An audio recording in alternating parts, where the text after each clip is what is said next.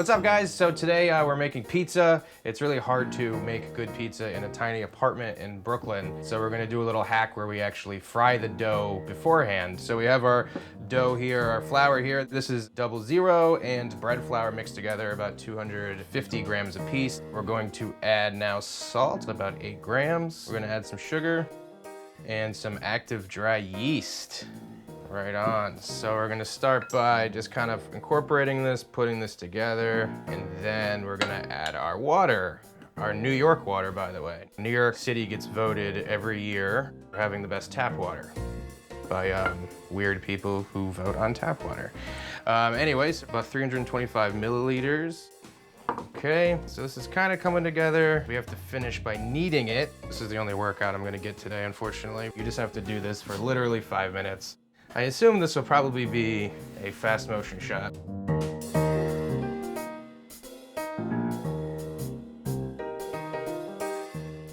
So now we have to let the dough ferment, so we're gonna use some olive oil here to grease the bowl. We're gonna cover it with a damp towel. Use the rest for about 8 hours.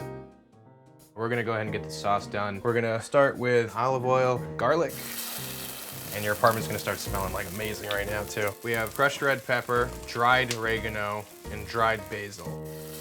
When you're cooking tomato sauces, you have to cook them for hours and hours and hours to get flavor out of them. This is a little hack where if you put in some tomato paste, you'll actually build some tomato-based flavor, and you don't have to simmer your sauce for 5 hours. Then we deglaze with red wine. It's really like the secret ingredient, like every Italian grandmother's sauce. We got our San Marzano tomatoes from Italy, whole peeled. You have to use those. It's like a rule in Italian food. If you don't use those, you're like such a bitch. You have to squish them with your hands. You want it more like a puree than you do like a thick sauce. Oregano. Then we're gonna throw in our basil. A pinch of salt.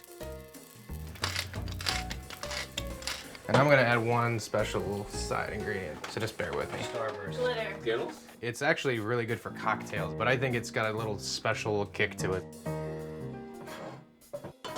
Just partial cover, let some of the natural waters come out. Now we let it simmer on the stove for about 15-20 minutes while we start to knead our dough.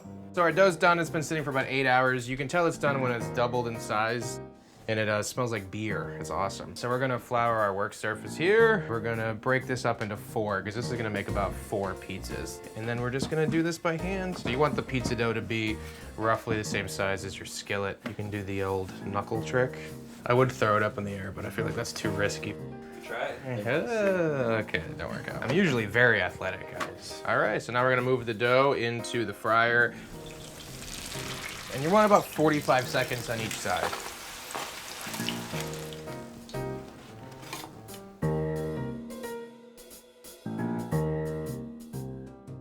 Mozzarella cheese. We got Parmigiano Reggiano, the best cheese in the history of the planet. The smoked mozzarella is pretty potent, so we're not gonna use a ton of it. And now we have the pancetta. Pancetta is basically Italian bacon.